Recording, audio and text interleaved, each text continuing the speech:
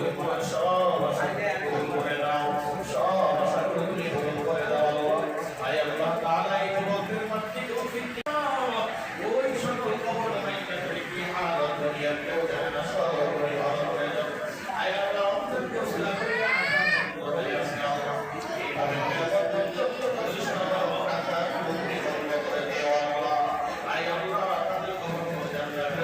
আল্লাহ এই দুইজন যুবক বন্ধুদের সুন্দর আয়োজন করলো।